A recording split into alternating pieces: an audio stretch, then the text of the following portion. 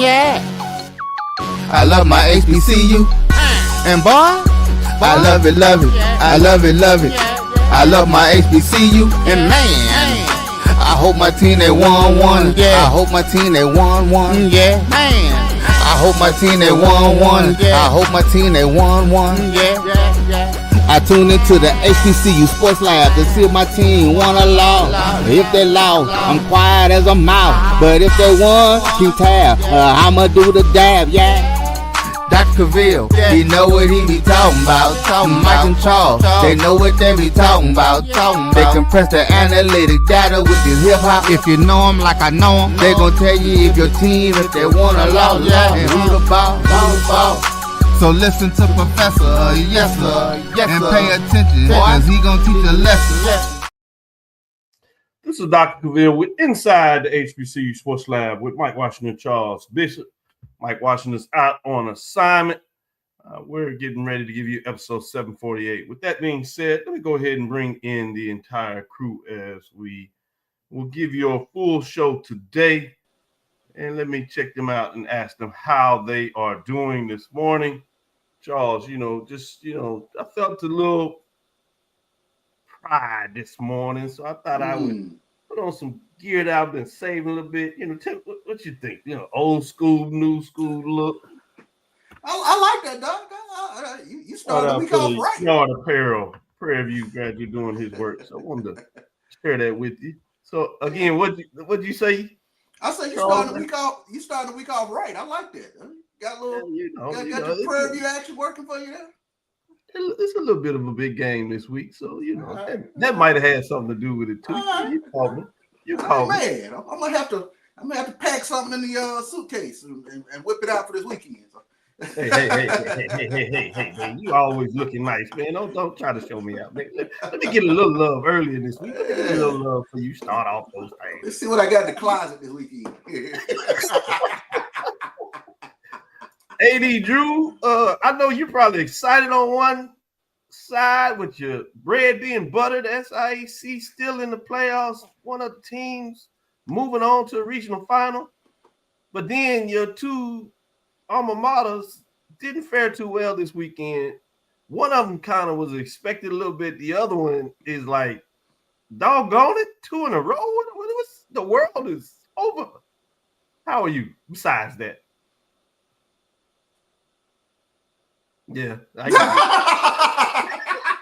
get it. We'll move on. Welcome to episode 748 of Inside the HBCU Sports Lab radio show and podcast. The show discovering the sporting HBCU diaspora. All things HBCU sports for institutions large or small. From the NEIA to the NCAA, we shared insights and information on the HBCU sports culture, HBCU athletic aesthetics to facilitate the story of HBCU athletic programs in the business of HBCU sports. In short, we just call it HBCU sports pedagogy. I'm your host, Dr. Kenyatta Cavil alone. My co-host, Mike Washington, is somehow having work to do that's in Brazil.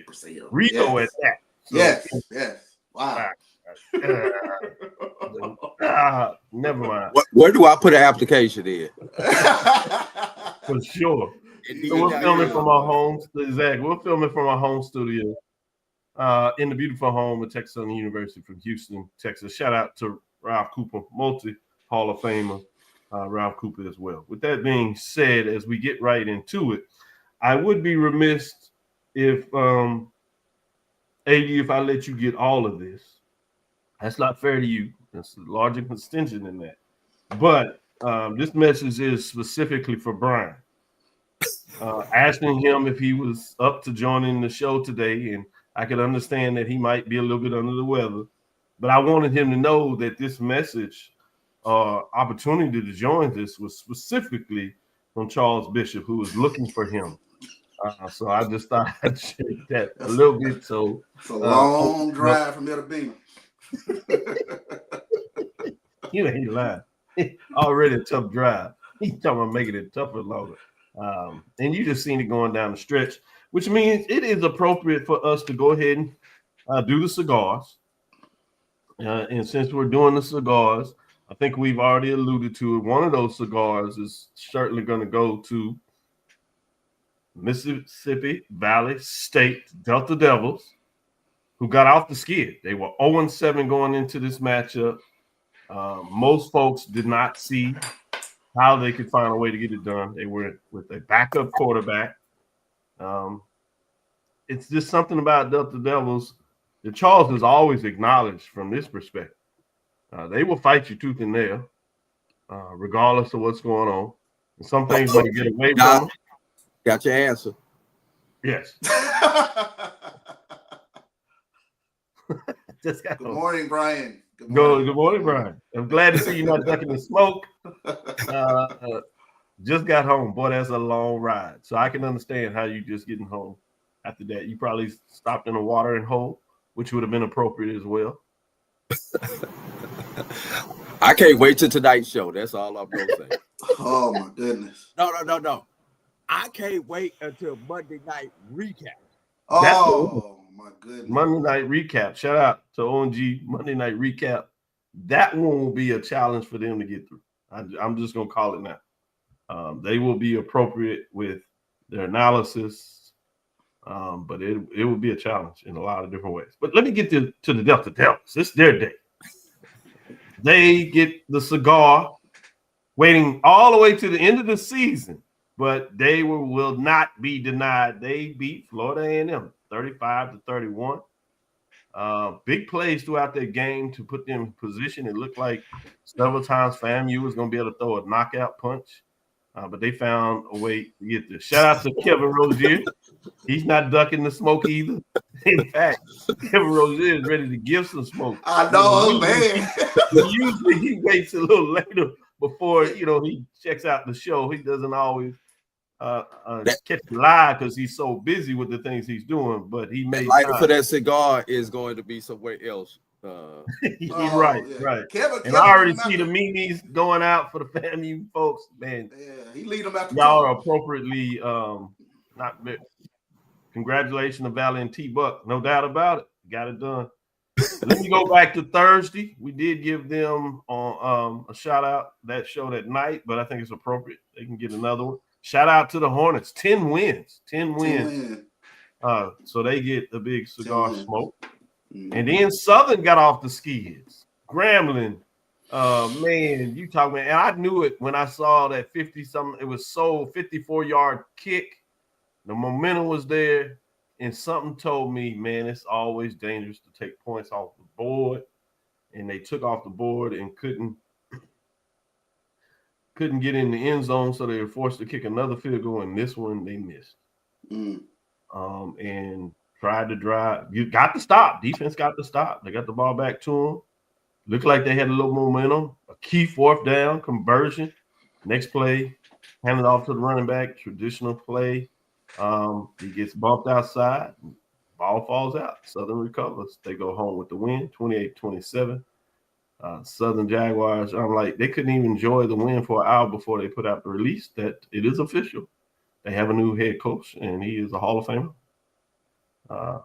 NFL Hall of Famer with the yellow jacket, and that would be Falk. So it'll be interesting to see what that means for them, if they can regain some of their expectations of what they want to do in football. They'll see that. Grambling had a lot of momentum and looked like they were going to close out strong, and now it's a little different. Different between 8-4 and 7-5. I think if you're reflective in a lot of ways, you talk about the season with the injuries to the quarterback, did a lot of good stuff, but tough to lose in that way. We'll see if the fans feel that way about it. But Southern, shout out to Southern, getting it done. We will release this officially on Tuesday when we release our poll rankings, but we essentially had the HBCU or the de facto HBCU mid-major national championship game, which was part of the playoffs, as you had the last two standings, 1 and 2 in the poll rankings. That was Benedict and Albany State Golden Rams. In the trifecta, they got the trifecta, but this one was closer than all the rest of them, 14-12. It seems if they had one more match, maybe Benedict could get over that up because they kept narrowing it. Each time they played them and find out something. It was only three. They get it done, 14-12. Appreciate the update. if you would, from AD.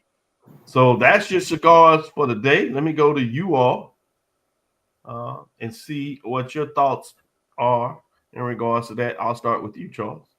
Yeah, I mean, obviously, kudos go to Terrell Buckley and Valley. That I've been watching, Valley all season, and that was just a team I had not seen all season.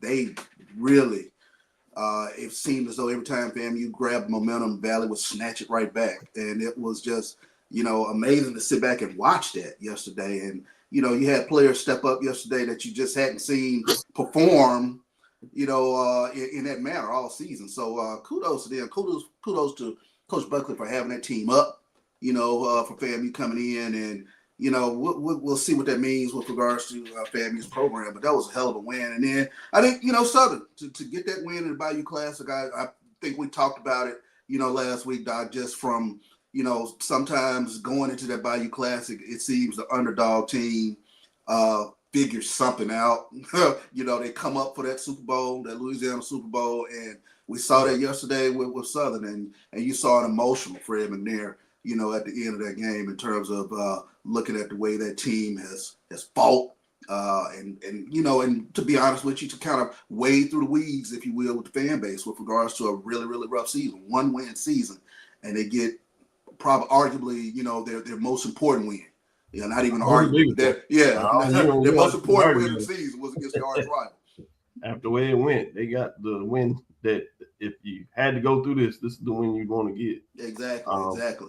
I'm glad you brought up Fred McNair. Obviously, we love to find a way to see him back on the sideline in terms of what he means to the SWAC football. But if it's not the D, he gets to check off that box, finding a way to fight to get it done in this perspective. So good analysis on your part all around in terms of what that looks like.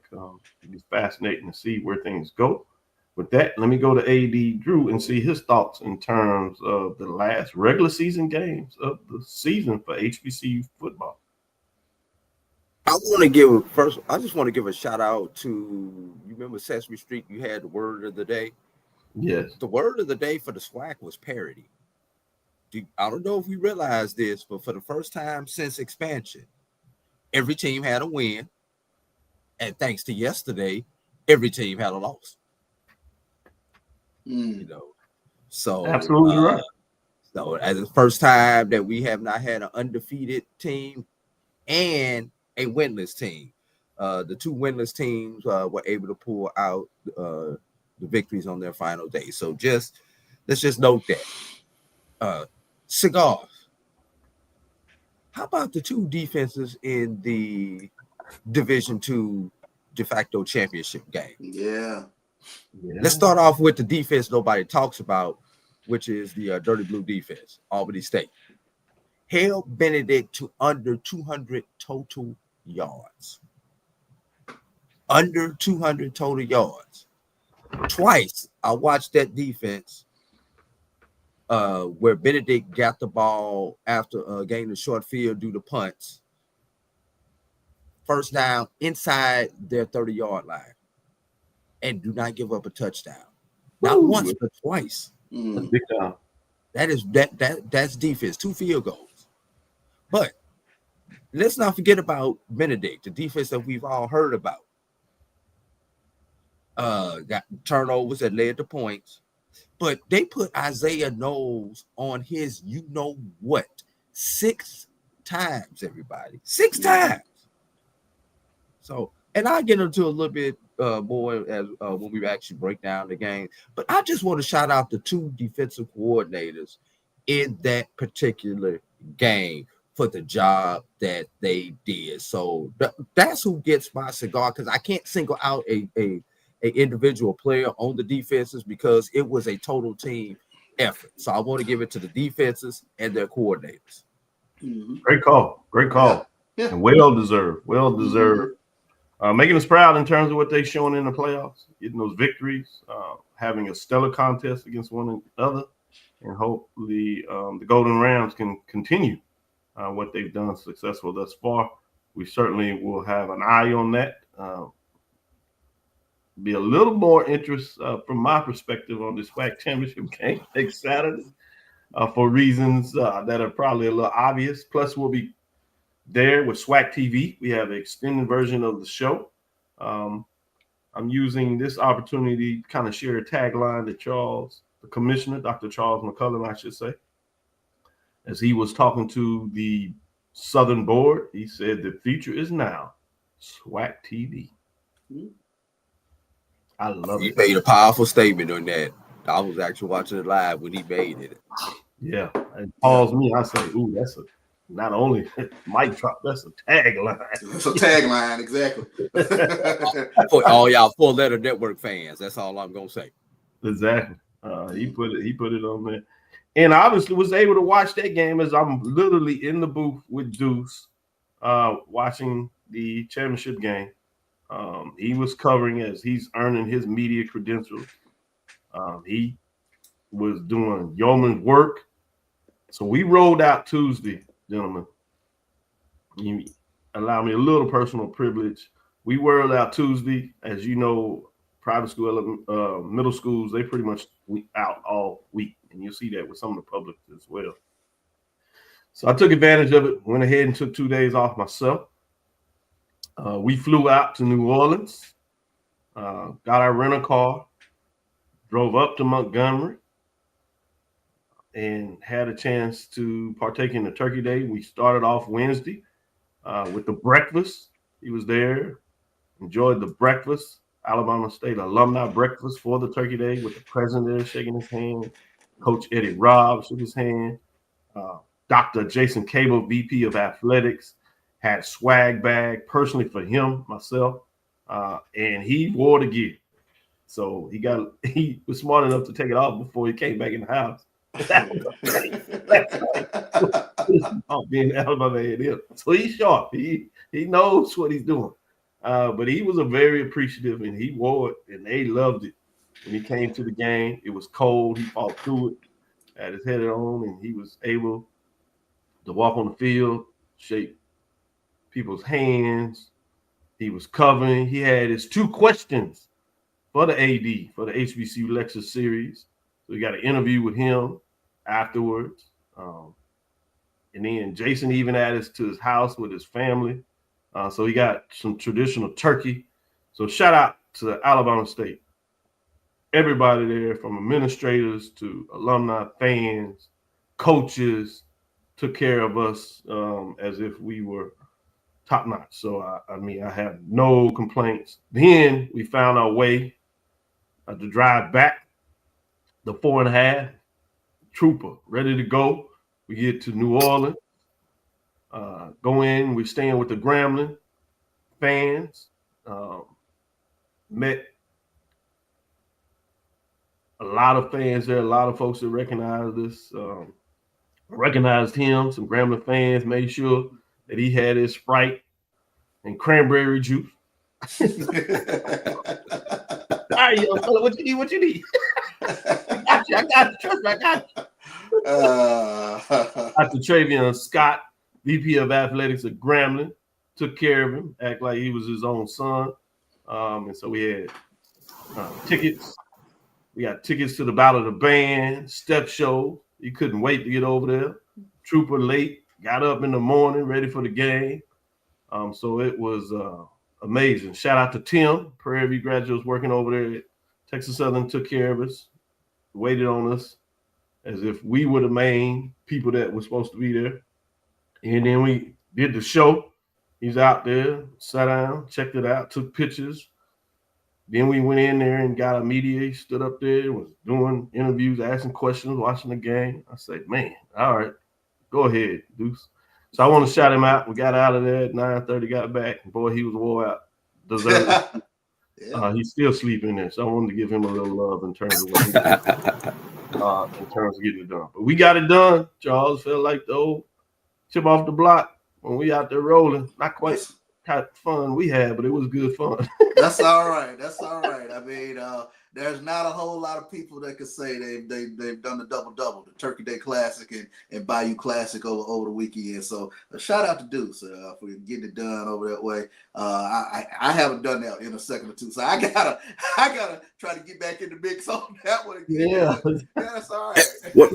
Shout out to you, Dr. Cavil, as dad for even orchestrating that and wanting to involve your son with that, because a lot of times you like, I can't do me, I can't have my fun, or I can't enjoy my people because I got to take care of my son and everything else. So shout out to you as a dad for finding a way to incorporate him, because he's enjoying it, but he won't appreciate this for another 10, 15, 20 years. He won't appreciate it. He's enjoying it because he's spending time with dad, but it'll be a while when he actually appreciates it. Mm-hmm. Yeah. Thank you to the waiter at Dragos who took care of us in terms of that. He got his clams. He ate. he eats like he knows what he's doing.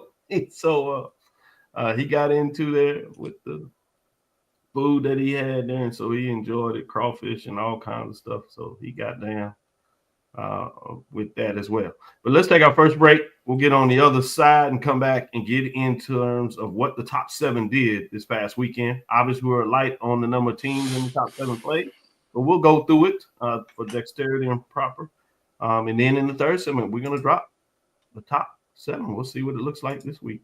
We'll be right back after this first break.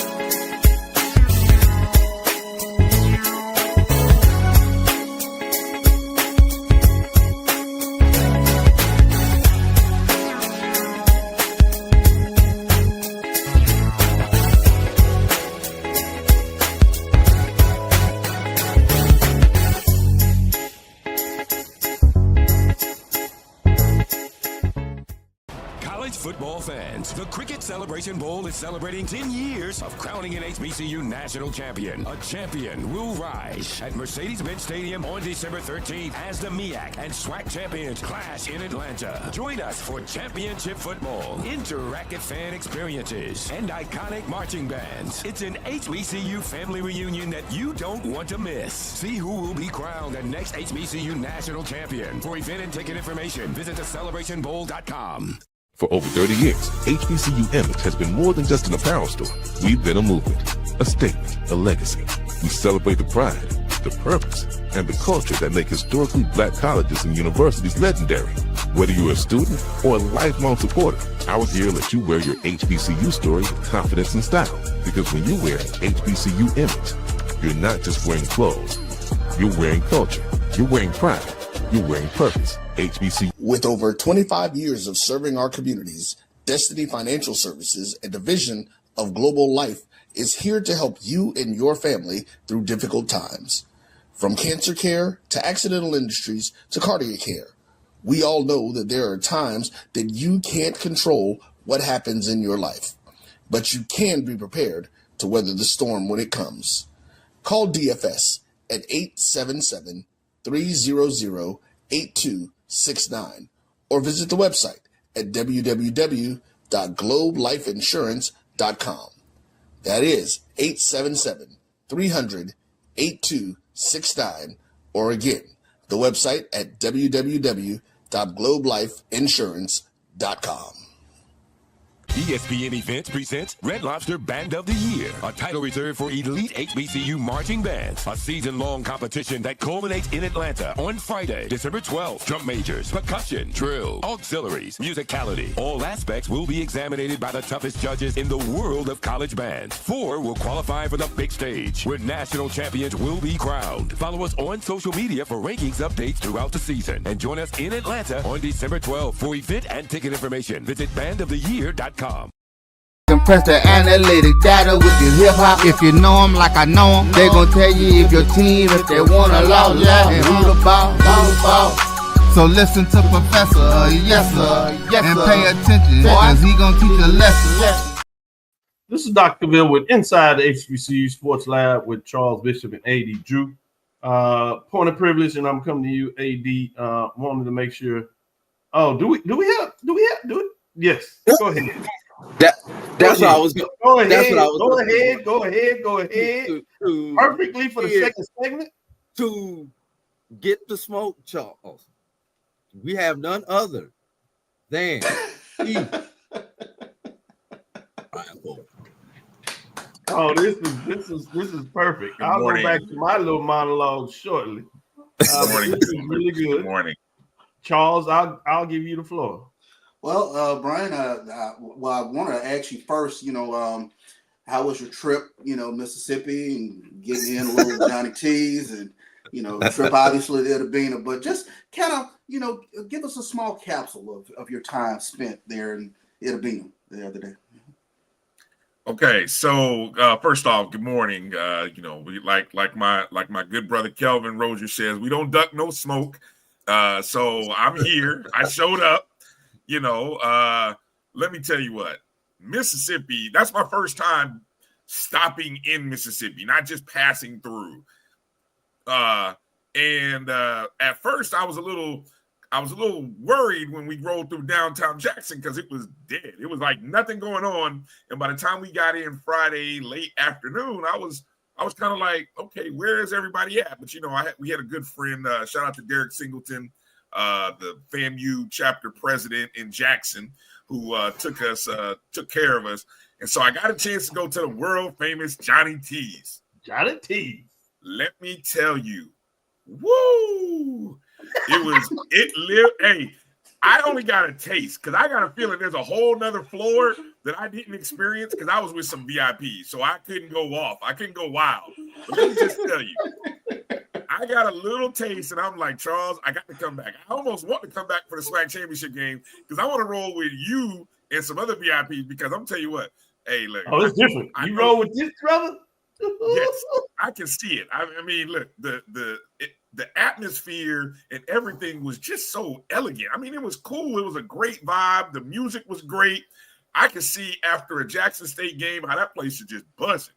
There was some great food, some beautiful sights to see all around me. I mean, look, Mississippi. Mississippi.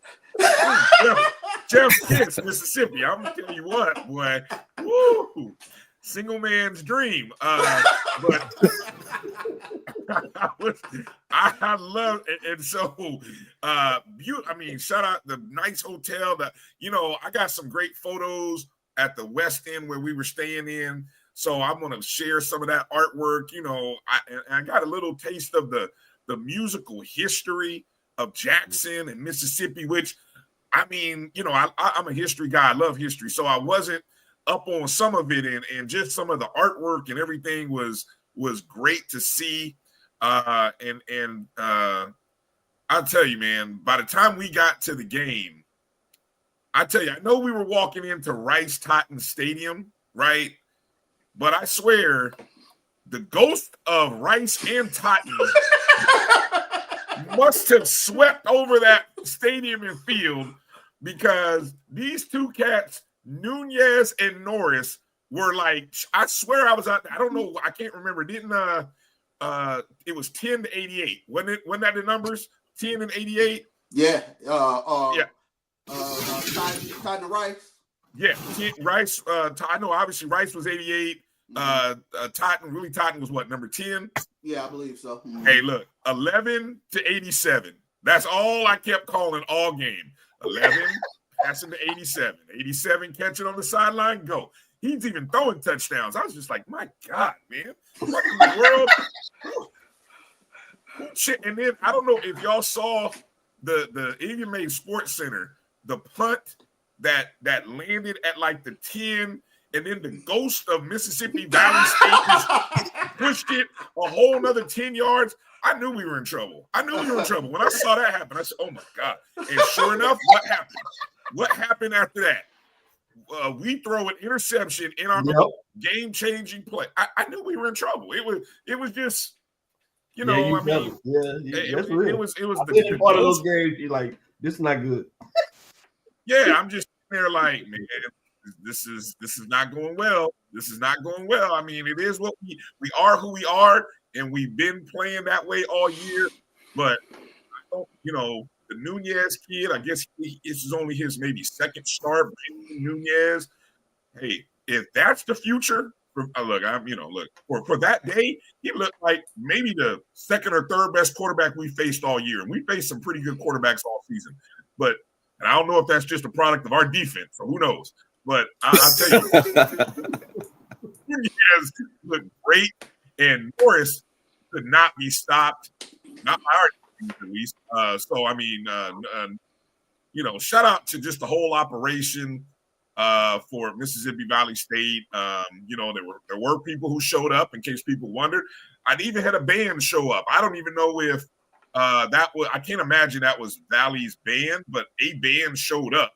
They played, and it was just, it was what it was, fellas. And then you get the little sting. Cedric Walker says the defensive back that had the 2 interceptions was actually originally from Tallahassee prior to another stop and then coming back to Dallas. It's weird how hometown folks certainly know how to play their best when they get there. I also wanted to add this before we drop that is the fact that I want to shout out to Faith, my wife, who allowed the team as part of the team, Cavil, allowed Deuce and I get over there and didn't really him and her or whatever. She said, no, y'all go do your thing. I'm fine. Thanksgiving, whatever. And she didn't overburden in terms of calls until that last night, Saturday night. Well, I didn't text as we were entering into the airport, and she called, check it. No, we good. We here. We about to board. I was about to send you a text, but outside of that, she was a trooper, letting Deuce do his thing, and we got down. The other one is, I was telling a lot of folks that I finally made my trifecta or top 5, 6, whatever you want to call it. I've made all the significant classics related to SWAC, essentially. Last week, I get to check off a box in terms of going to the Florida Classic. This week, I got to check off the black box with the Turkey Day Classic and obviously combined it with a Bayou. So somebody said, hey, man, you got to do a top 5. You got to do a top 5. So in between the championship game, Celebration Bowl, Cricket Celebration Bowl, we'll find a way to give you my top 5 based on what I've experienced going to all the classics, State Fair Classic, Southern Heritage Classic, now that it features 2 SWAC teams. By the time I went, it was Tennessee State and Jackson, Florida Classic, Magic City Classic, Bayou Classic, Turkey Day Classic, a couple of other ones as well, but certainly those main ones, I've checked those boxes off.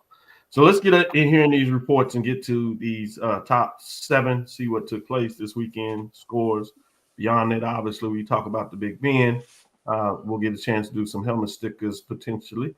This is last week's top 7, so we'll see what that looks like. That should have been week 13, so we'll get into week 14. But let's get into the scores. Scores of top 7. We're going to start with the mid-major, show some love here. You kind of heard us talk about this. You have Albany State, Albany. Golden Rams go to 12-1, 8-0. They defeat Benedict Tigers for the 3rd time. So without question, 14-12. Coach Quinn Gray told us that this was the fact that he's going to get it done. It looks like the Benedict Tigers maybe needed one more time. Every time they played, they made it closer. Drew talked a little bit about the defense in this game, but Benedict, number 2, falls to 10-3, 7-1. Significant season for them. Getting back into the football business, that's 3 or 4 years that they've been in the playoffs.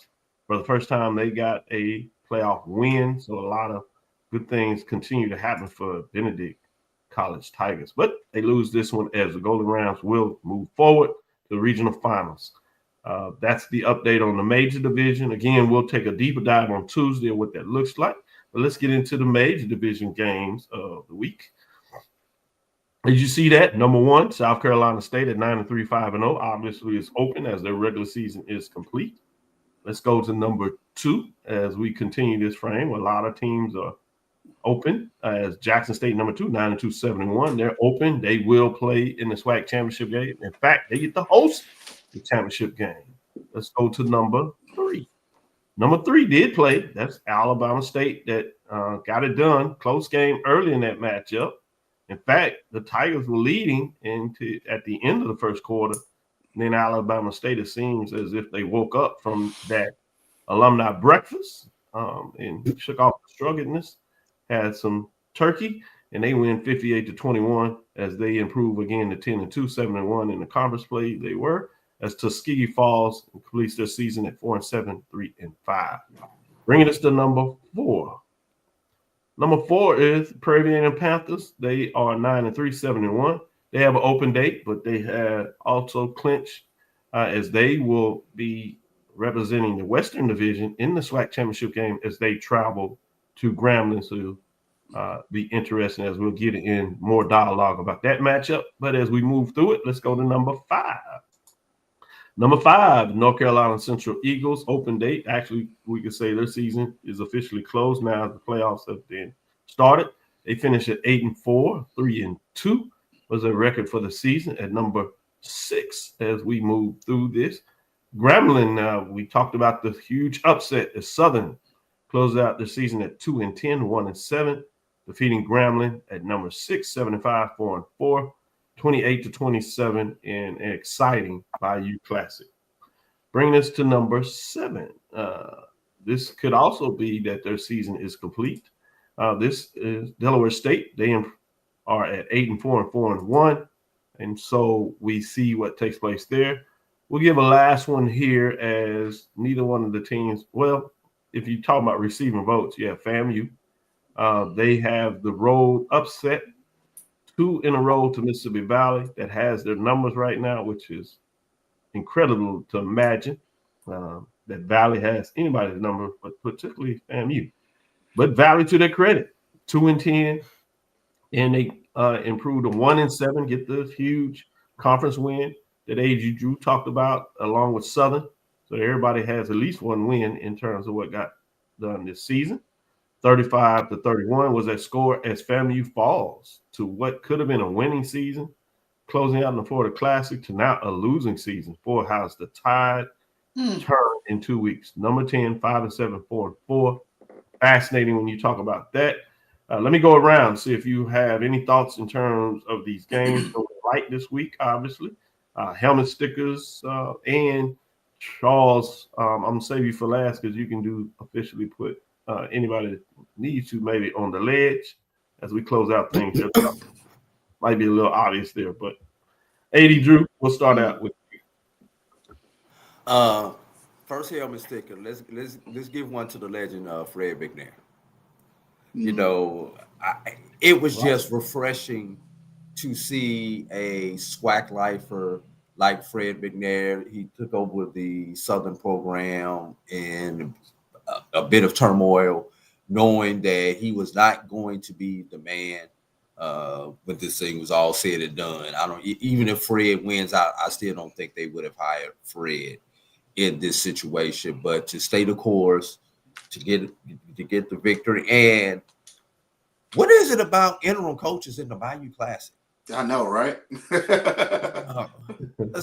You know, you want to win the Bayou Classic? Fire your coach in the middle of the season. You get a W. I mean, that's like the trend. What's that, like 3-4 consecutive interim coaches that have won the Bayou Classic? It's crazy, yeah. So that's my first shout out. Obviously, helmet sticker to Terrell Buckley. Yeah. Enough said. You know, the devil did it to me. That's all. Devil made me do it. Devil made me do it. That's all I can say on that one. And Alabama State for not mailing it in.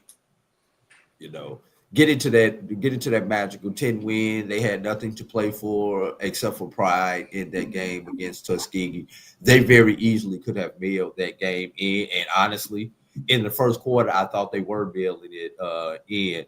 And I don't know if you guys realize this, but in that game against Tuskegee, they were actually pitching a no-no, the football equivalent to a no-no, i.e. a perfect game through 3 quarters, meaning every time they touched the ball on offense, they scored. Right. They had one field goal and everything else was a touchdown as they entered the fourth quarter. They did wind up with 2 empty possessions in the fourth quarter. 2 of the 3 possessions in the fourth quarter wound up being empty, but still, you know, to be perfect through 3 quarters offensively, enough said. Yeah. Shout out. Good job. Brian, what are your thoughts? Well, first off, my helmet stickers they got to go to Mississippi Valley State quarterback Brandon Nunez, 28 of 47, 331 yards, 3 touchdowns, 1 INT. He even ran for 19 yards and a touchdown. The other helmet sticker goes to Mekhi Norris. He caught 8 of those passes and 140 of those yards and 1 of those touchdowns. And then he said, oh, I'm going to throw a touchdown as well for 27 yards. I mean, you know, if I know a lot of people did some great things in the SWAC, but man, somehow those two got to get some offensive players, co-offensive players of the week. I mean, there's a lot of great candidates this week, but so good luck voting. But helmet stickers to those guys. And, you know, looking at the top 10, Doc, I had to officially kick a few teams out of my top 10, some teams that are not even 500. So if you aren't 500, I can't put you in my top 10. And I know it's slim pickings when you get down there to and that was my problem, Brian. And we get to it when we get to the poll, but that was my biggest problem. I wanted to kick some teams out, but there was nobody to replace them with.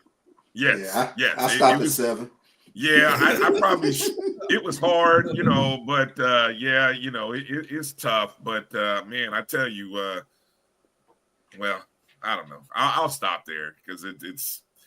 I ain't gonna talk about another school's mess when we got our own. Go ahead, Charles.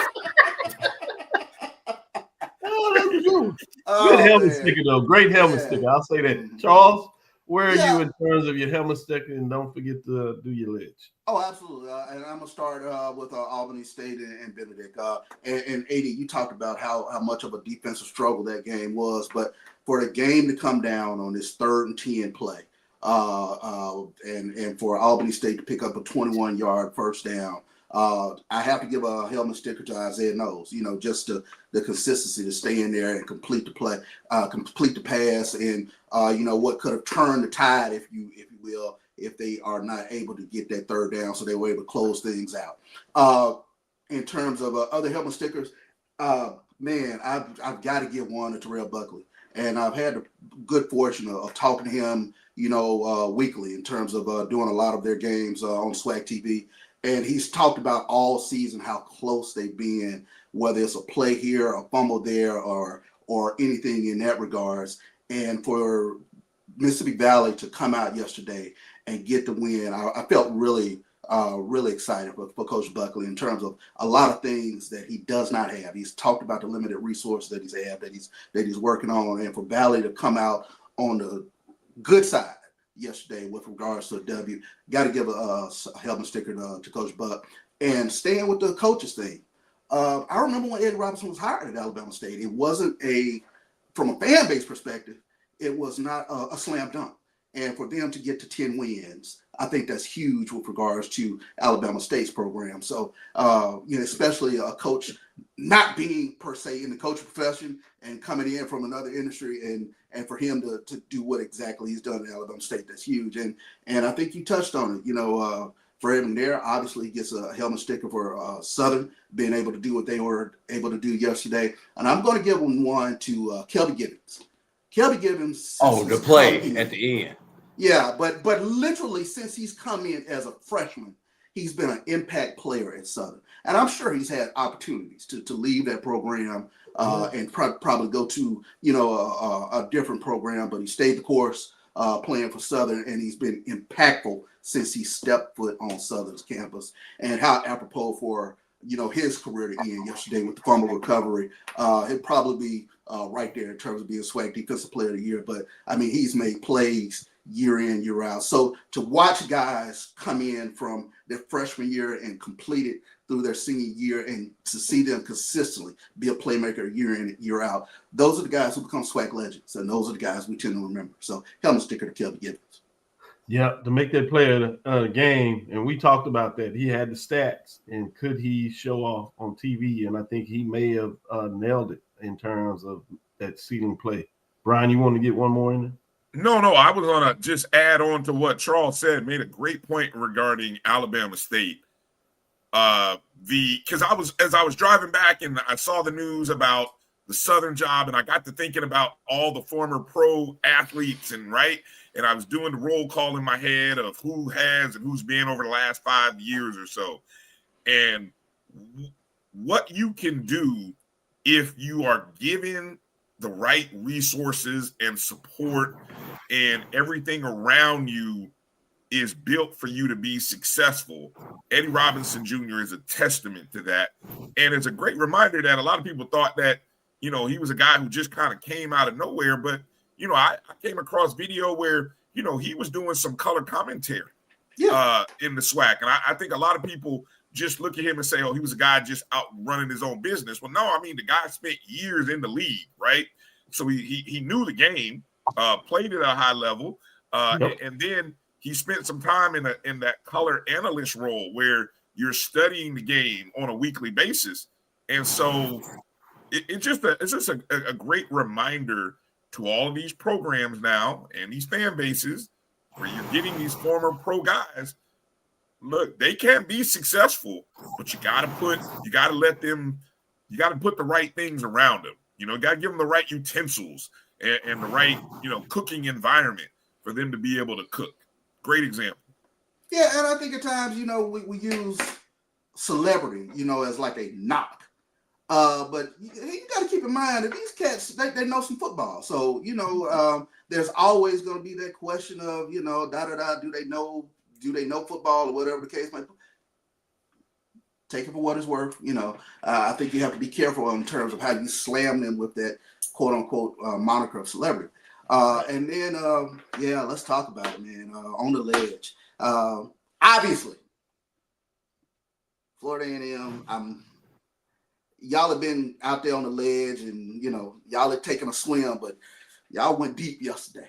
And that was something I could not figure out. And I'm going to make room for you, Florida A&M Grambling. I got to throw y'all back out there because that's a head scratcher yesterday in terms of the way Grambling had been playing football and the way Southern had been playing football. For Southern to come up big when it mattered most in that Louisiana Super Bowl known as the Bayou Classic.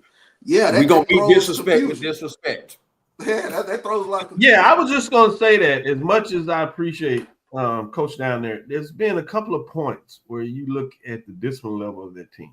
And in that game, they looked like they were ready to run away and hot. It's 14-0. And there was a play on the sideline where it was an obvious late hit, very dangerous late hit. And they had to take the time out because the quarterback was struggling and they got through it. Well, they got the 15 yards and it looked like they had some momentum and they scored. So it went 14-7. And that game flipped in terms of them being able to walk away to where it became a game contest and you gave Southern some confidence the rest of the way through. And a couple of other penalties I thought were costly for Grambling. And you've kind of seen that throughout the season, obviously culminating with the fight and the comments after that. And I think there's a part of football while you have to play with aggression and a passion that you also have to play with the level of steadiness and coolness where if not, it becomes a detriment. And I thought that showed his head in that game. So it'll be interesting to see how he revisits that in the off season of what that looks like. But I wanted to give one helmet sticker to Southern, Barry Remo, the sophomore running back, 5'9", 195 pounds from Baton Rouge. He was the MVP from the Southern side in terms of what he was able to do in that game. He had 7 carries, got in the end zone, but had a huge game in terms of getting some very tough yards. He had 100 yards total, and I actually voted for him for MVP, and he was awarded. So let's take this second break, if you would, come back on the other side. We're going to unveil the top 7. Interesting that you say that Valley and Southern should be at the top of the poll 1 and 2 because it's week to week. I'm not sure it works like that, but I got you. We'll be right back on the other side. ESPN Events presents Red Lobster Band of the Year, a title reserved for elite HBCU marching bands. A season-long competition that culminates in Atlanta on Friday, December 12th. Drum majors, percussion, drill, auxiliaries, musicality. All aspects will be examined by the toughest judges in the world of college bands. 4 will qualify for the big stage, where national champions will be crowned. Follow us on social media for rankings updates throughout the season. And join us in Atlanta on December 12th. For event and ticket information, visit bandoftheyear.com. For over 30 years, HBCU Image has been more than just an apparel store. We've been a movement, a statement, a legacy. We celebrate the pride, the purpose, and the culture that make historically black colleges and universities legendary. Whether you're a student or a lifelong supporter, our gear lets you wear your HBCU story with confidence and style. Because when you wear HBCU Image, you're not just wearing clothes. You're wearing culture. You're wearing pride. You're wearing purpose. HBCU Image, a Kenny T's company. Compress the analytic data with your hip hop. If you know them like I know them, they gon' tell you if your team, if they wanna lose, yeah, and who the ball. So listen to Professor, yes sir, and pay attention, cause he gon' teach a lesson. This is Dr. Cavil's Inside the HBCU Sports Lab with Mike Washington and Charles Bishop. Mike Washington's out on assignment, but we have sports rap duo that is Brian and AD giving your Sunday morning recap inside the lab. Let's get into our top 7. We'll move around and talk about week 14, and this is 11:30 in terms of the release. With that being said, let's look at that top 7, starting with teams dropping out. Nobody dropped out, but it was close. And it'll be interesting for folks that take a look as things go down the season, the final week, to see how strong maybe the West is against the East and how they might change. But Texas Southern Tigers stay in that A spot, 6-5, 5-3, 138 points. They actually have a better conference record than a team in the top 7. As again, we'll see what that looks like. And then you have Bethune-Cookman Wildcats that are 500, 6-6, 5-3, 137. The bottom falls out. Some people didn't even refuse to go the top 10. The top 7. Folks struggled, so I was like, I'm not even going to list a 10 in terms of what that looks like. Thank you. Everybody has 500 and above. You're welcome. I saw number 10 was a beast. Yeah, I saw it dotted down, and I said we'll move it there. Well, Grambling State Tigers are in here at 75, and that should be in 4-4 mark, 139 points. So you can see it's just 1 point.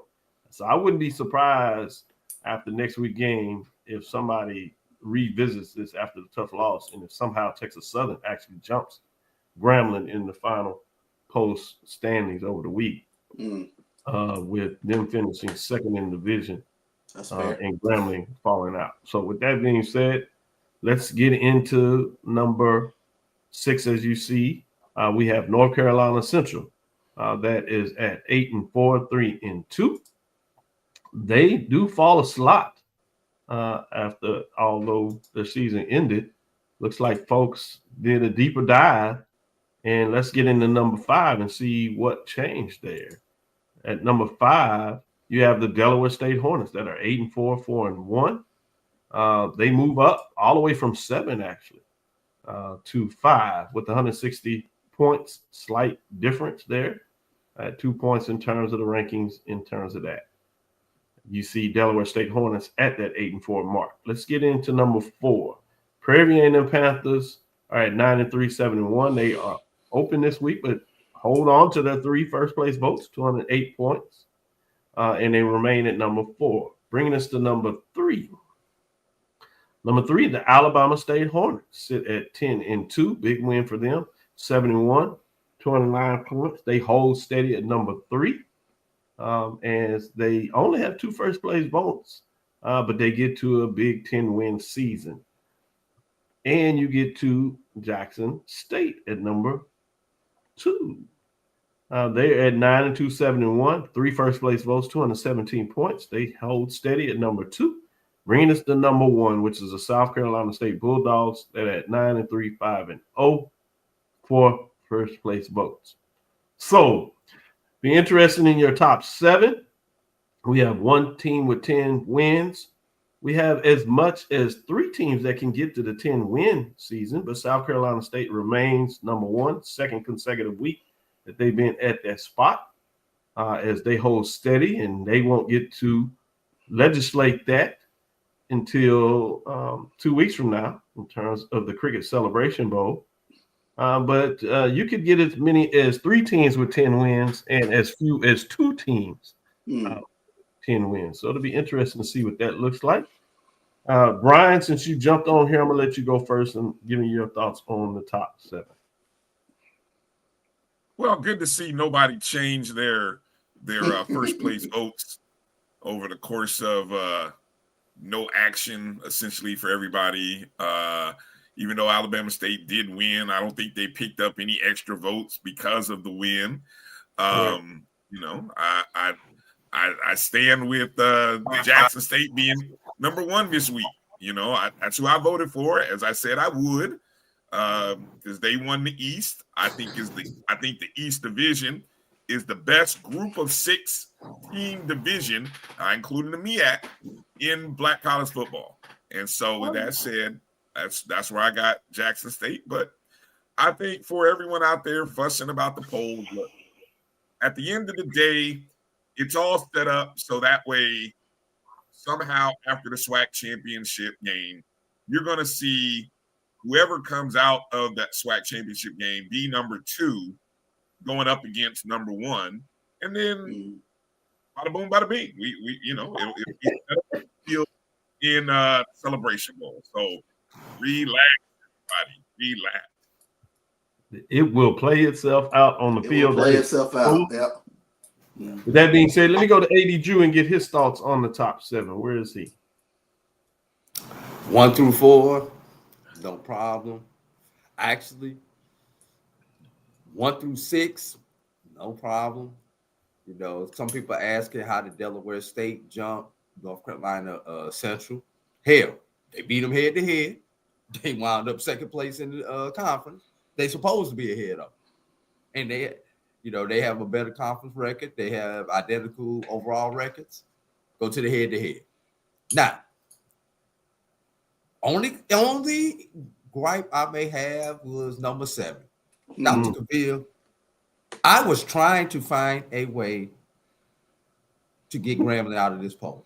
Nothing personal against Grambling. But, you know, Grambling, you got 75 on that screen, Dr. Cavil, 4 and 3. I still say Grambling is 5 and 5 with those 2 non-FCS wins. Especially one of them. Especially that one against Kentucky State. But it's still D2, D1. Hell, Fab, you beat. No, I'm just saying it was all but a loss. We go back to it. Give them credit. They found a way to win it. But found a way to win it. You know, and then they put a shellacking on Langston. But anyway, so who do I put at number 7? And this was the tough thing. Do you put Bethune-Cookman, who had a streak at the end? Or do you put Texas Southern? Right. Texas Southern finished ahead of Grambling State in the final, in the final division record. Yep. And got the head to head. But in all fairness, Texas Southern has one of those non-FCS victories also. Mm-hmm. So it's real tough down there at the bottom. Bethune-Cookman has a non-FCS victory to boost that overall record. Who the hell do you put at number 7, Dr. Cavil?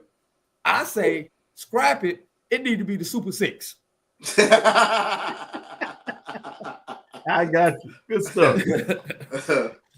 Charles, what are your thoughts? Well, I think AD hit the nail on the head because as I'm looking at the poll, it's the question becomes, is Bethune-Cookman or Texas Southern obviously worthy enough to get that 7th spot? And obviously in my head, I'm thinking, of course, Texas Southern with the head-to-head win over Grambling. But Grambling sits there at 7. it brings up a very interesting thing because I think a lot of people will be looking, especially in analyzing the SWAC championship game coming up this week in terms of the common opponents. So you got the number 3 team that Jackson State and Prairie View has played, and you got a number 7 team that Jackson State and Prairie View have both played. And can you find something within those games, that can help you sort of look at what is a predictor of this upcoming weekend? So it makes for a great conversation this upcoming week. Yeah. Grambling does have the best victory out of those 3 teams that we're talking about for that last slot with the victory over the current number 2 team. They do have the best win. Now who has the worst loss out of them though? But that caveat within that best win was they did beat Jackson State's backup quarterback. They did lose their starter with their backup quarterback. I'm just saying. I mean, both teams have a backup quarterback, so that's a watch. Is that both teams were playing with the backup quarterback in that game, particularly on the last drive when it counted. So I do think you weigh all those things in terms of what that looks like in those matchups. But I did want to point out, all of y'all on the same page when you come out with the points, and some people forget about the points. The points has Grambling at 139, Texas Southern at 138, and Bethune-Cookman at 137. So it is close, just like you all are describing. And voters, in terms of the point differential, end up lining up that they were struggling with that looks like. And that's why I opened it up and said it'll be interesting over the next 2 weeks to see how the top figures out. Obviously, that's just matchups head to head, and they'll take care of itself. But how that in this discussion may determine who end up in that 7th spot on what. And why are we fighting over teams that are done anyway? Let's just focus on the teams that's remaining. I think that's the perfect mic drop. As you will get into discussion as people trying to figure out an edge for Prairie View and Jackson State, at least folks that are looking to it. A lot of folks, I think, are going to go with the proverbial leader with Jackson State, just in terms of the brand. But those that are going to look inside the numbers, they'll start looking at those matchups and things of that nature. You're trying to figure out, how do you talk about the fact that Jackson State lost their quarterback in that matchup during the game? How do you talk about the fact that Grambling lost their starting quarterback later in the game? A guy who all season, one thing you could say about T-Set, when it came to final drives, he found a way to get things done, and he just would stand out. So it's fascinating when you look at that. Alabama State, Prairie View, Alabama State getting it on the road, coming down to a field goal in terms of that matchup. Obviously, them losing the quarterback in that matchup, the health of the quarterback.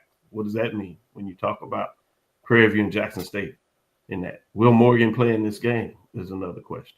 How much will he play in the game? What does that look like? Do you allow the freshman to play that's been playing relatively well? Does he get a chance to shine? We saw that on the other side with Alabama State sticking with quarterback and find a way to get it done. So it'll be interesting. Prairie View has a freshman running back. How does he play in the biggest game of his career thus far? So we'll be interested. In fact, we'll take this last break and come back on the other side, and we're going to discuss just that and see which spin everybody puts on it. What energy and what area do they focus on as they break down the SWAC championship matchup? As we said before, the future is now. SWAC TV. We'll get a chance to talk about it even more on all the different social media platforms. We'll take our last break and come back on the other side. You're looking for the latest information on Southern University sports, the Southwestern Athletic Conference, and HBCU athletics. There's only one place to go. Tune in to the Carlos Brown Show, exclusively on the Black College Sports Network. Planning an event? From weddings to corporate functions, CMJ Events LLC brings over 15 years of experience to make your vision a reality. Based in Metro Atlanta and serving statewide, even internationally, we provide versatile event planning and authentic catering cuisines tailored to your needs. Whether it's pre-game meals for student athletes, fundraisers, weddings, corporate functions, CMJ Events LLC is your one-stop solution for exceptional service and unforgettable food. Our diverse culinary heritage means we cater to all cultural tastes, dietary needs, and food restrictions, making every meal uniquely yours. Let's make your next event unforgettable. Visit us on all social media at CMJ Events LLC or email us at cmjeventsllc@gmail.com. Also give us a call at 404-664-3882 so that we can start planning now. College football fans, a champion will rise in Atlanta on December 13th. MEAC champion, SWAC champion, the 10th Cricket Celebration Bowl, crowning an HBCU national champion. For event and ticket information, visit thecelebrationbowl.com. Since 2002, Empowerment Resources, Inc., a nonprofit organization, has empowered more than 1,500 youth and adults in Duval and surrounding counties. Through its programs, Journey into Womanhood, Girls Mentoring, Life Skills for Teens, and parenting education coaching. To get involved with programs, volunteer, or donate, visit www.empowermentresourcesinc.org. Follow us on social media, facebook.com/empowerment.resources and instagram.com/empowermentjax. For over 30 years, HBCU Image has been more than just an apparel store. We've been a movement, a statement, a legacy. We celebrate the pride, the purpose, and the culture that make historically black colleges and universities legendary. HBCU Image, a Kenny T's company. ESPN Events presents Red Lobster Band of the Year. Returning to Atlanta on December 12th, 4 bands will qualify for the big stage, where 2 national champions will be crowned. Follow us for rankings updates throughout the season, and join us on December 12th. For event and ticket information, visit bandoftheyear.com. Compress the analytic data with your hip hop. If you know them like I know them, they gon' tell you if your team, if they wanna lose, and who the ball. So listen to Professor, yes sir, and pay attention, cause he gon' teach a lesson. This is Dr. Cavil with Inside the HBCU Sports Lab. Let's get into this big game, SWAC championship game. It will feature the number 2 team in the ranking, which is Jackson State. They are the host institution. Finished the season with a 9-2 overall record, 7-1 in conference play. Number 4 comes into Jackson, the vet, Prairie View Panthers, 9-3, 7-1. Prairie View has been in the championship game 3 out of the last 5 years. This is their second time to face Jackson and go to Jackson. Jackson State has been in here 4 of the last 5 years, and 3 of those times they've come out victorious. Prairie View and neither of their 2 former trips have come out on the winning side of the ledger. Some people say maybe it's a little different this time for the Panthers. Others say it will be no difference for the Panthers. What people may not realize when you look at this matchup is of the 8 conference games that counted in the ledger, the 2 teams have played 6 of the same opponents.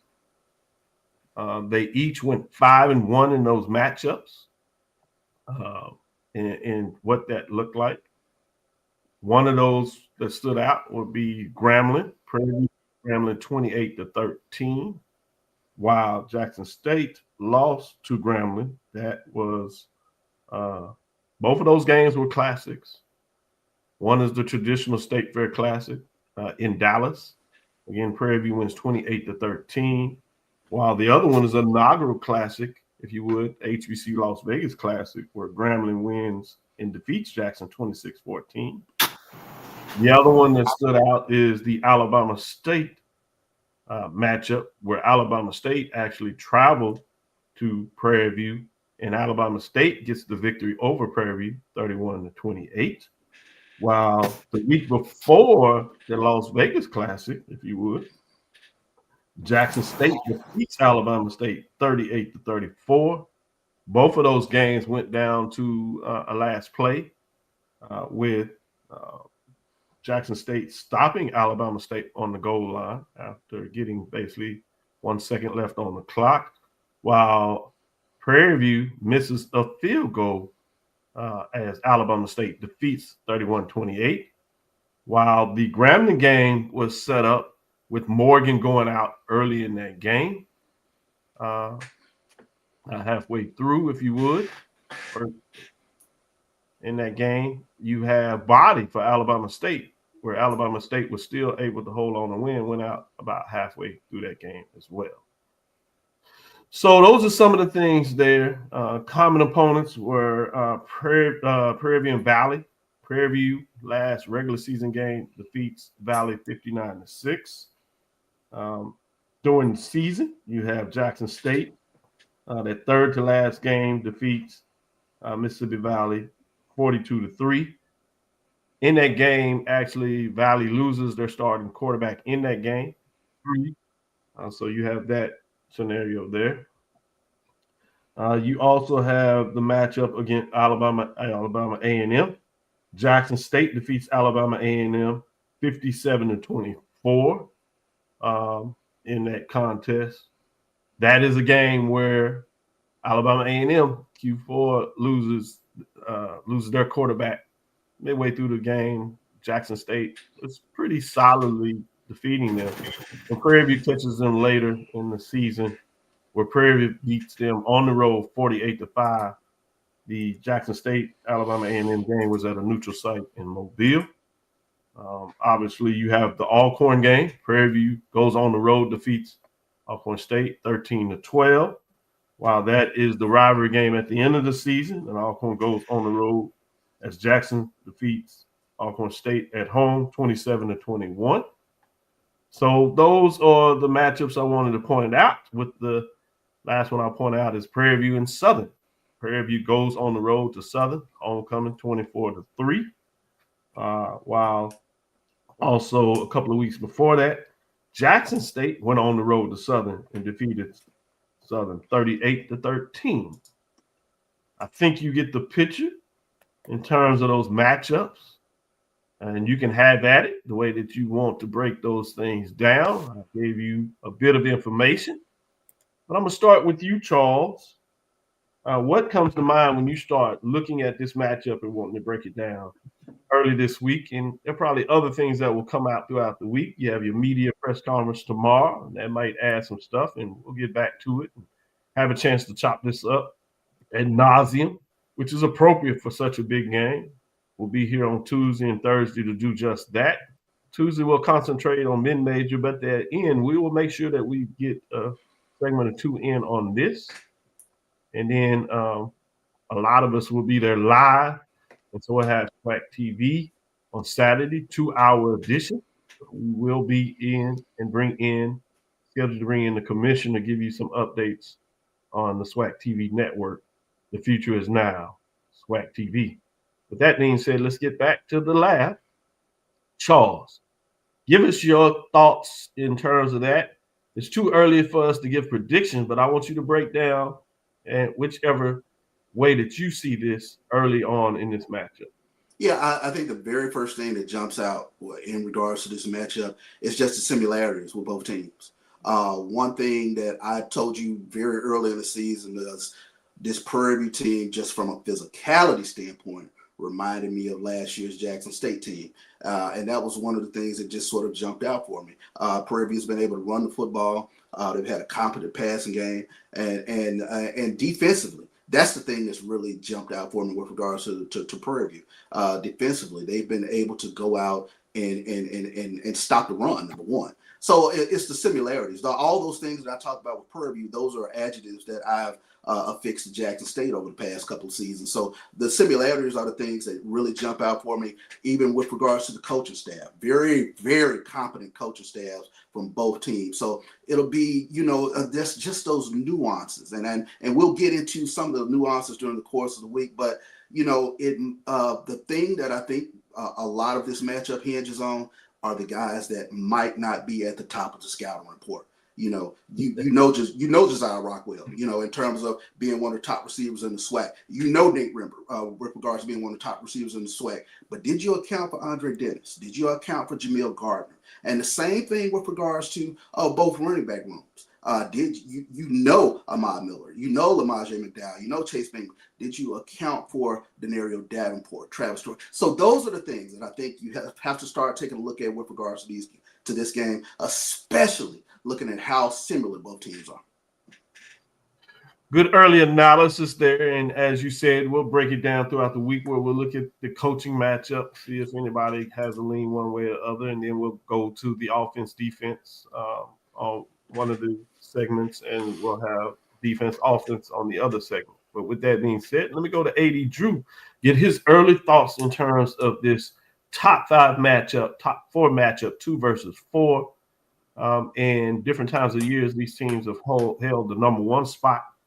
So these are championship level teams, regardless where they sit currently in the rankings. Where are you? You know, you talked about the similarities. There was one similarity that you left out, Dr. Cavil. Both these teams won key games and are here in this position because of their defense on the last play of the game. Very early game 1. And, of course, Jackson State, with the way his defense stepped up, leaving Alabama State 2 yards short. So, you know, these two teams are as good as they are just that close to not even being in this game, which I think makes this matchup even more interesting. A couple of things that I'm going to look at and be looking to break down: quarterback play between these two teams. You know, the signal callers,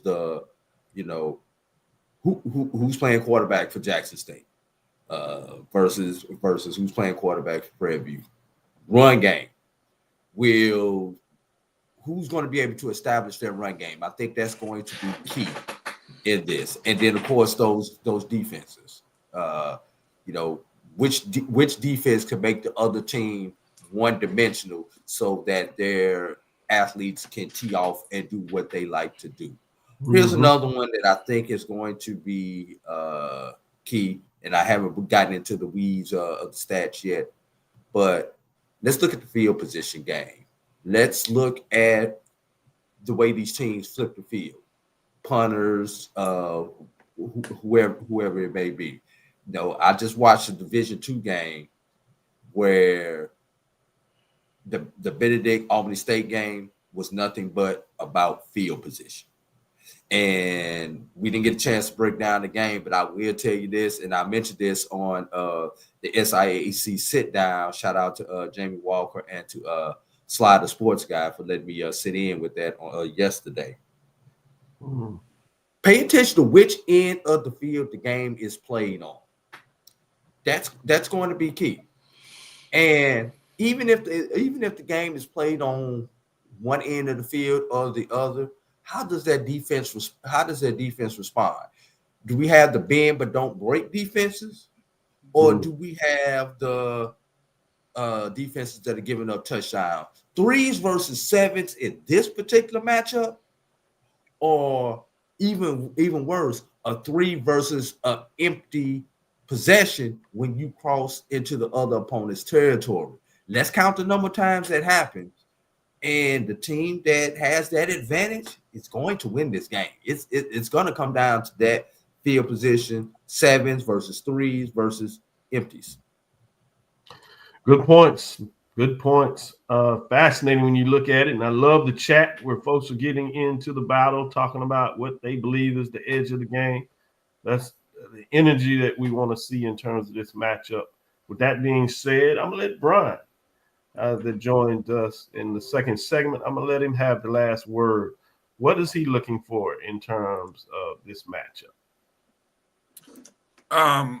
Great stuff, Charles and Drew. I mean, this is a fascinating matchup because there's so many different angles that you can really break this game down in. And so I don't know. So my first thought is this our most evenly matched since, in the 5 years now of the new SWAC realignment, is this our most evenly matched SWAC championship game? First off. I think you can make that argument. I think that's good. I think there were, and at least as you like to do in terms of betting odds from that perspective, I think this is the first one where the odds are closer. The other 4 games, the odds were quite apparent in terms of going into the game. I think, in terms of thinking about, it's funny you mentioned that in terms of odds. I would not be surprised to see Jackson State come in whenever they do post these kind of numbers. And I was just looking at the computer analysis to see if the computer metrics had started putting the ratings up yet. There's nothing yet that I found.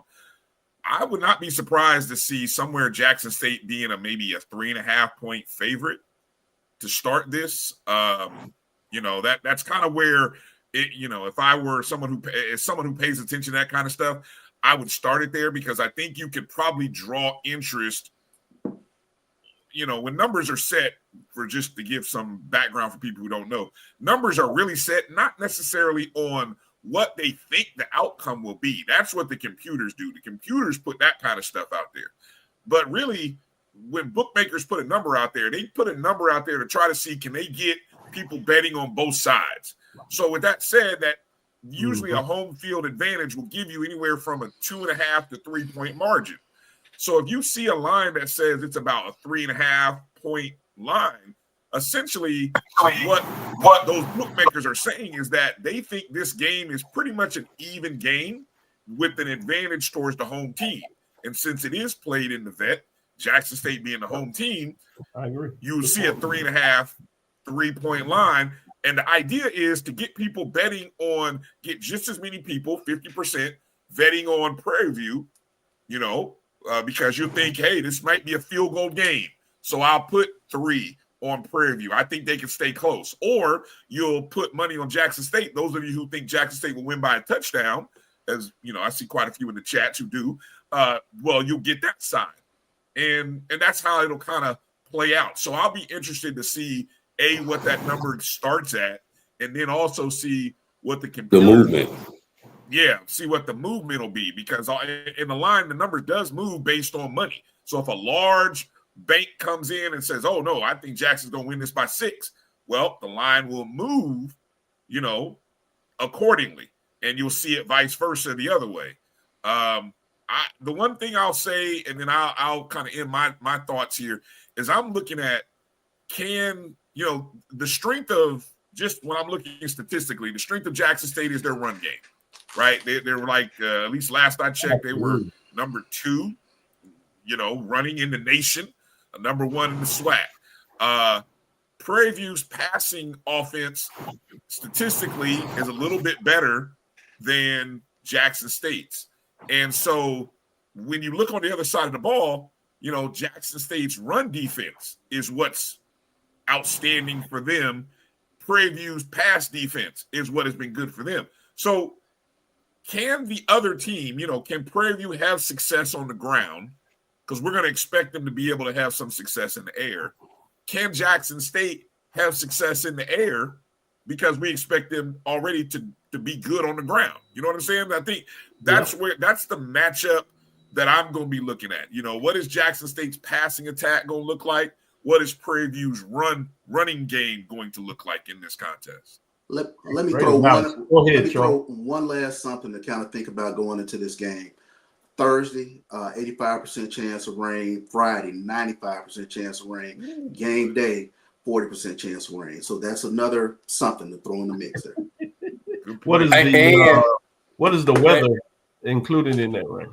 The high is going to be the high Saturday is going to be 54, low 44. So cold and rain. Cold. And one thing to take care of the ball.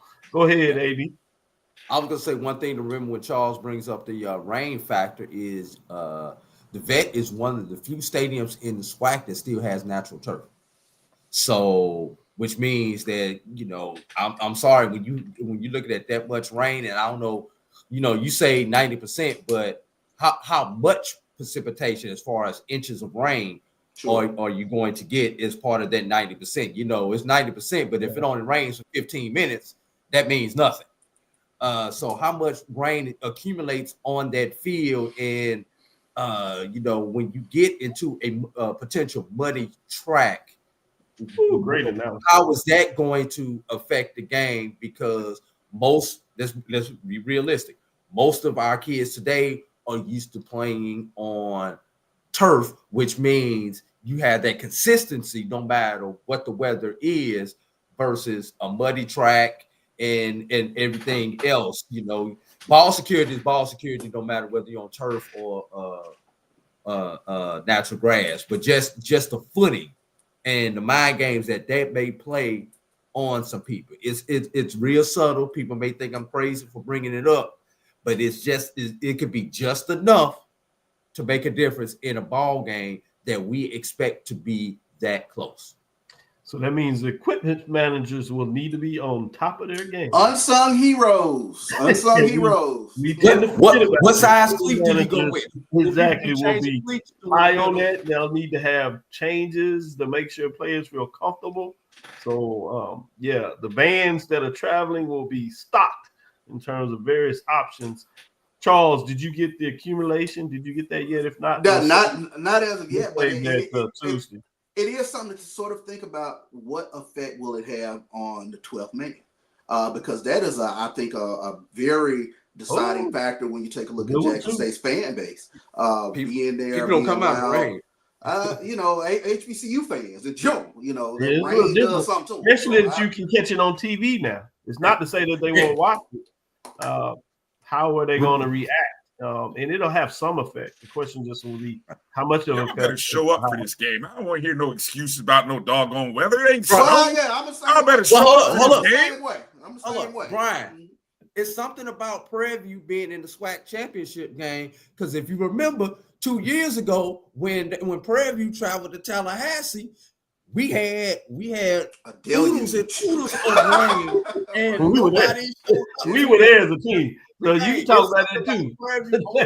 And I know there was gonna be more FAMU folks showing up for that game. And I know nobody showed up for that game. It was like I'm watching this in the hotel room because I thought about it. So it sounds good saying get out there.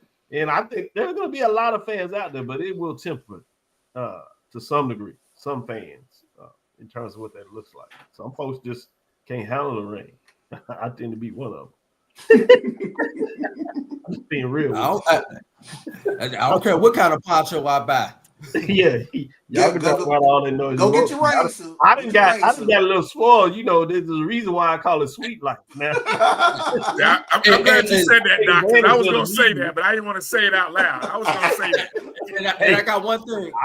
You don't have to worry about it. I'll tell you the truth. Shame the devil. Last thing about the rain.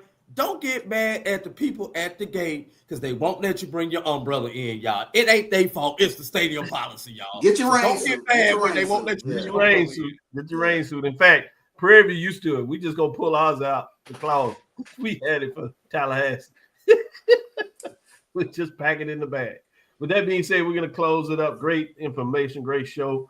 Thank you for listening to Inside the HBCU Sports Lab. Make sure you share our podcast with your friends and colleagues. I am Dr. Cavil, the Dean of HBCU Sports, coming from inside the lab in the College of HBCU Sports with Mike Washington, Charles Bishop. Again, we want to thank you for listening to Dr. Bill's Inside the HBCU Sports Lab with Mike Washington, Charles Bishop, A.D. Drew, and Brian Fulford every Tuesday and Thursday at 6 o'clock Central Standard Time and Sunday at 9 a.m. Boy, we're getting close to closing out our Sunday edition. Boy, I miss it when it goes in hibernation, but we'll see if we can pull it out throughout the year and sneak when some good stuff comes out to you. Maybe that's for the basketball tournament and things, baseball.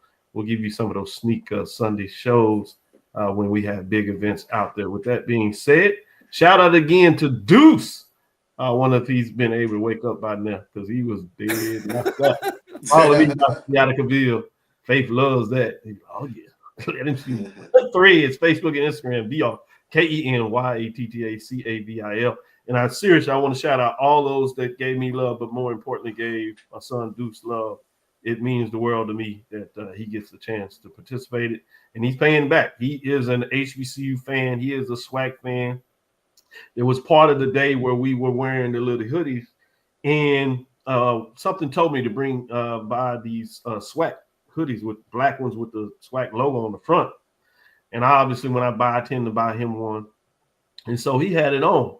So for the show, because we were outside in front of the dome on Saturday, I said, Deuce, can I get this? Let's switch. So I gave him the HBCU And he's always telling him, where your HBCU stuff? You got the brand. So he's even picking up on the language. So he gives me the swag, allows me to do the swag hoodie. But he was quick to say after the, can I get my swag? I said, sure, we'll switch. So he wants to represent the SWAC, and he had his Alabama State Hornets cap on. So y'all see Deuce, be prepared. He represents HBCU sports SWAC, and he has no fear in celebrating whoever decides to give him some wear. He'll brand it for you. So let him. Still need to see him in Oh, public. and he had Drew. He had the Morehouse because it was cold out there. He had the Morehouse pull over. Obviously, his cousin is there, Morehouse freshman year, and Drew sent some love. He had it, and he wore that on as well as people were trying to switch out gears for him. With that being said, dream big, continue to move forward.